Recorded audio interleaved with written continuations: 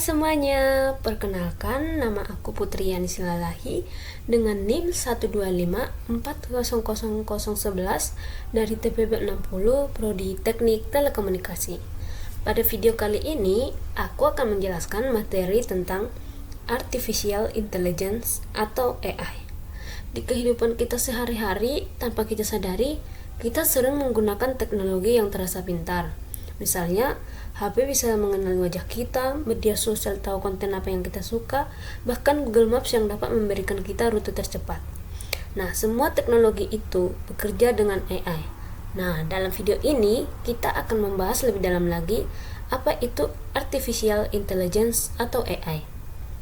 Pada materi ini, kita akan membahas beberapa topik utama, yaitu yang pertama, konsep dari AI, yang kedua, aplikasi AI dalam kehidupan sehari-hari, serta berbagai tools AI yang dapat membantu meningkatkan produktivitas, selanjutnya etika dan literasi digital, termasuk dampak positif dan negatif dari AI, dan yang terakhir yaitu tips penggunaan AI dan prompt yang efektif agar AI dapat dimanfaatkan secara optimal. Nah, tujuan dari pembelajaran kita kali ini adalah agar kita dapat memahami konsep daripada AI serta cara kerjanya secara umum. Yang kedua, agar kita dapat mengetahui berbagai aplikasi dan tools AI yang dapat digunakan untuk menunjang aktivitas sehari-hari dan meningkatkan produktivitas. Dan yang terakhir yaitu memahami etika, literasi digital serta dampak positif dan negatif dari AI. Topik pertama yang akan kita bahas yaitu konsep dasar AI. Apa sih itu AI? AI atau sering disebut kecerdasan buatan adalah teknologi yang memungkinkan mesin atau komputer yang meniru kognitif manusia. Artinya, komputer tidak hanya menjalankan perintah, tetapi juga bisa belajar dari data, mengenali pola, dan mengambil keputusan. Contohnya tuh, saat HP bisa mengenali wajah kita, itu berarti sistem sudah belajar membedakan wajah satu dengan yang lain. Contoh yang lainnya itu saat media sosial menampilkan konten yang kita sukai, AI mempelajari kebiasaan kita. Inilah yang dimaksud AI dapat memahami, belajar, dan berpikir dalam batas tertentu. Nah, sekarang kita akan membahas hubungan dari AI, machine learning, dan deep learning. AI adalah konsep besar, machine learning adalah bagian dari AI, dan deep learning adalah bagian dari machine learning. Jika kita analogikan, AI itu seperti payung besar, machine learning ada di bawah payung AI, dan deep learning itu adalah bagian paling dalam dari machine learning. Yang membedakan ketiga ini adalah AI itu adalah semua teknik yang membuat komputer bisa bertindak seperti manusia, baik dengan aturan yang diprogram atau dengan belajar sendiri. Sedangkan machine learning adalah metode AI di mana komputer belajar dari data tanpa diprogram secara eksplisit untuk setiap situasi. Dan deep learning ini adalah teknik machine learning yang menggunakan jaringan selanjutnya topik yang akan kita bahas yaitu aplikasi AI dalam kehidupan sehari-hari. AI itu sebenarnya sudah sering kita pakai loh, bahkan tanpa kita sadar. Contoh penerapan AI yang dekat dengan kehidupan kita sehari-hari yaitu asisten virtual. Misalnya itu Google Assistant. Ketika kita berbicara dan memberikan perintah, seperti menanyakan cuaca atau menyetel alarm, HP kita bisa memahami suara kita dan langsung menjalankan perintah tersebut. Itu semua terjadi karena adanya AI yang memproses suara dan bahasa manusia. Contoh yang kedua yaitu filter di Instagram dan TikTok. Saat kita menggunakan filter, wajah kita bisa terdeteksi dan filter tersebut tetap mengikuti pergerakan wajah kita, walaupun kita bergerak atau berganti ekspresi. Hal ini terjadi karena AI mampu mengenali wajah kita secara real time. Yang selanjutnya yaitu layanan pelanggan dan perbankan. Di bidang ini, AI biasanya digunakan untuk membantu melayani pelanggan dengan lebih cepat, seperti menjawab pertanyaan umum dan mendeteksi transaksi yang tidak biasa. Selanjutnya yaitu GPS navigation. Ketika kita menggunakan Google Maps, aplikasi tersebut bisa menunjukkan rute tercepat dan mengubah jalur saat terjadi kemacetan. Ini bisa dilakukan karena AI itu mampu menganalisis kondisi lalu lintas secara real time. Selanjutnya yaitu layanan hiburan. Ini biasanya ada di aplikasi Netflix atau Spotify. Aplikasi tersebut bisa memberikan rekomendasi film atau lagu yang sesuai dengan selera kita. Hal ini karena AI mempelajari kebiasaan kita dari apa yang kita sering tonton dan yang kita dengarkan. Dan yang terakhir yaitu chatbot. Chatbot ini biasanya kita temui di website atau aplikasi layanan. Ketika kita mengirim pesan, chatbot langsung membalas tanpa harus menunggu manusia. AI di sini berfungsi untuk memahami pertanyaan kita dan memberikan jawaban yang sesuai. Topik selanjutnya yang akan kita bahas adalah tools AI untuk produktivitas. Tools AI ini adalah alat berbasis kecerdasan buatan yang membantu mempermudah dan mempercepat pekerjaan. Yang pertama yaitu AI Writing dan Chat. AI ini adalah bisa membantu kita untuk mencari ide, membuat draft tulisan, menjawab pertanyaan, sampai menganalisis suatu topik. Misalnya tuh saat kita bingung mulai tugas dari mana, AI ini bisa memberikan gambaran awal. Contohnya adalah ChatGPT yang biasa sering kita gunakan, Gemini, dan Claude. Yang selanjutnya yaitu AI Grammar dan Translation. AI ini dapat memperbaiki tulisan agar lebih rapi, jelas, dan mudah dipahami. Selain itu, AI ini juga bisa menerjemahkan bahasa asing dengan lebih cepat dan akurat dibanding dengan cara manual loh. Contohnya Grammarly untuk cek tata bahasa dan DeepL untuk terjemahan. Yang ketiga yaitu AI desain dan visual. AI ini tidak hanya soal teks, tapi juga visual. Kita bisa membuat poster, presentasi, atau konten media sosial hanya dengan mengetik perintah singkat loh. Bahkan AI ini juga bisa mengedit foto dan video. Contohnya tuh Canva AI, CapCut AI, dan Remove VG. Topik selanjutnya yang akan kita bahas yaitu etika penggunaan AI. Selain memberikan banyak manfaat, penggunaan AI ini juga harus dilakukan dengan etika yang benar. Etika ini penting supaya AI ini tidak disalahkan dan tetap memberikan dampak positif bagi semua orang. Etika yang pertama yang perlu kita perhatikan yaitu transparansi. Kita harus jujur dan terbuka kapan sebuah karya atau informasi dibuat dengan bantuan AI. Tujuannya yaitu supaya orang lain tidak salah paham dan tetap tahu proses sebenarnya di balik suatu hasil. Yang kedua yaitu menghindari hoaks. AI bisa menghasilkan informasi dengan sangat cepat, tapi tidak semuanya pasti benar. Karena itu, kita harus berhati-hati dan tidak menggunakan AI untuk membuat atau menyebarkan berita palsu yang bisa merugikan orang lain. Yang ketiga yaitu menghormati hak cipta. Hasil dari AI tidak boleh langsung diakui sebagai karya pribadi sepenuhnya ya. Kita tetap harus menghargai karya orang lain dan tidak menjiplak atau melanggar hak cipta. Yang keempat yaitu tidak membuat konten berbahaya. AI itu tidak boleh digunakan untuk membuat konten yang mengandung kekerasan, kebencian, diskriminasi sara, atau melanggar hukum. Penggunaan AI itu harus tetap berlandasan norma dan aturan yang berlaku ya teman-teman.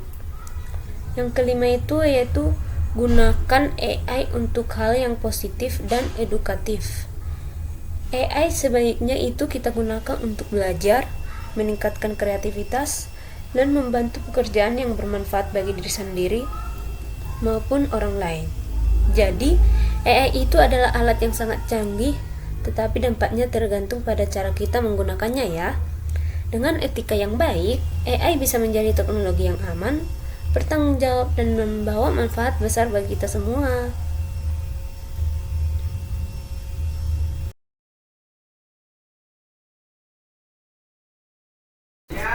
Nah, topik selanjutnya yang akan kita bahas yaitu apa sih dampak positif dan negatif dari AI? Yang pertama yaitu dampak positifnya yaitu meningkatkan produktivitas. AI ini membantu manusia menyelesaikan pekerjaan dengan lebih cepat dan efisien, terutama untuk tugas-tugas yang berulang dan memakan waktu. Contohnya itu yaitu saat kita mengerjakan tugas kuliah, kita dapat menggunakan AI ini agar AI itu bisa membantu kita merangkum materi dan menyusun draft sehingga pekerjaan selesai lebih cepat. Yang kedua yaitu mendorong inovasi teknologi. AI ini mendorong terciptanya teknologi baru yang lebih cerdas dan mampu menyelesaikan masalah dengan cara yang sebelumnya sulit dilakukan. Contohnya itu fitur face unlock di smartphone dan rekomendasi konten di media sosial yang menyesuaikan dengan kebiasaan pengguna. Yang selanjutnya yaitu mempermudah proses pembelajaran. AI membuat proses belajar menjadi lebih fleksibel dan dapat disesuaikan dengan kebutuhan masing-masing individu.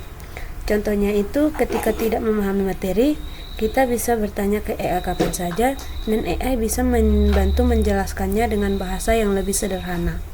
Selanjutnya yaitu menghemat biaya. AI memungkinkan otomatisasi berbagai proses sehingga penggunaan waktu dan tenaga dapat dikurangi. Contohnya itu yaitu banyak perusahaan menggunakan chatbot AI untuk melayani pelanggan tanpa harus menambah banyak karyawan. Namun, di balik berbagai dampak positif dari AI, ada juga dampak negatif yang muncul jika penggunaannya tidak dikontrol dengan baik. Antara lain yaitu risiko bias dan ketidakakuratan. AI bekerja berdasarkan data yang kita berikan. Jika data tersebut tidak lengkap atau tidak seimbang, maka hasil yang dihasilkan AI bisa bias atau tidak akurat. Contohnya itu sistem rekomendasi atau penilaian otomatis bisa memberikan hasil yang tidak adil karena hanya berdasarkan data tertentu. Yang kedua yaitu ancaman keamanan siber. Penggunaan AI yang semakin luas juga membuka peluang bagi kejahatan siber seperti peretesan dan penyalahgunaan sistem digital. Contohnya, penjahat siber dapat menggunakan AI untuk membuat penipuan online yang terlihat sangat meyakinkan. Selanjutnya yaitu keterampilan manusia menjadi menurun. Ketergantungan berlebihan pada AI dapat membuat kemampuan berpikir dan keterampilan manusia berkurang karena terlalu sering mengandalkan teknologi. Contohnya, siswa menjadi terbiasa menggunakan AI untuk mengerjakan tugas tanpa benar-benar memahami materi. Yang selanjutnya yaitu permasalahan privasi. AI membutuhkan data pribadi untuk dapat bekerja secara optimal. Jika data tersebut tidak dikelola dengan baik, privasi penggunaan bisa terancam. Contohnya, data pribadi yang dikumpulkan oleh aplikasi dapat disalahgunakan atau bocor tanpa sepengetahuan pengguna. Topik selanjutnya yang akan kita bahas yaitu tips penggunaan AI dan prompt yang baik. Bagaimana sih prompt yang baik itu? Prompt itu sebenarnya cara kita ngomong ke AI. Kalau cara ngomongnya jelas, AI bakal paham dan jawabannya bakal bagus. Tapi kalau perintahnya asal atau terlalu singkat, AI bisa salah nangkap maksud kita. Supaya hasil dari AI sesuai dengan yang kita mau, ada 4 bagian penting dalam sebuah prompt. Yang pertama yaitu peran atau role. Di sini kita minta AI berperan sebagai siapa? Misalnya sebagai guru, penulis, atau presenter. Kenapa ini penting? Karena kalau kita minta AI jadi guru, jawabannya bakal lebih rapi dan edukatif. Kalau kita minta jadi konten kreator, bahasanya bisa lebih santai dan kreatif. Yang kedua yaitu konteks. Konteks ini menjelaskan untuk siapa dan dalam kondisi apa jawaban yang digunakan. Misalnya untuk pelajar SMA, untuk presentasi kelas, atau untuk konten media sosial. Dengan konteks ini, AI jadi tahu harus pakai bahasa yang sederhana atau yang lebih formal. Yang ketiga yaitu tugas atau tes. Nah, ini bagian paling inti. Kita harus jelaskan AI disuruh ngapain. Apakah menjelaskan, merangkum, membuat contoh, atau menyusun materi PPT.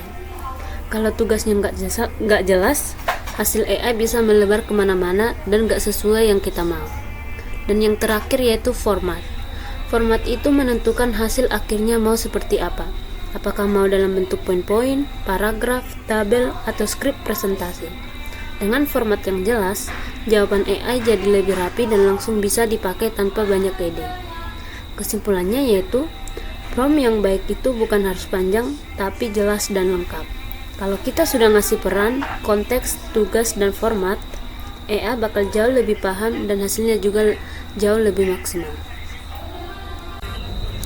Selanjutnya, saya akan menunjukkan contoh penggunaan prompt yang baik untuk membuat video menggunakan AI.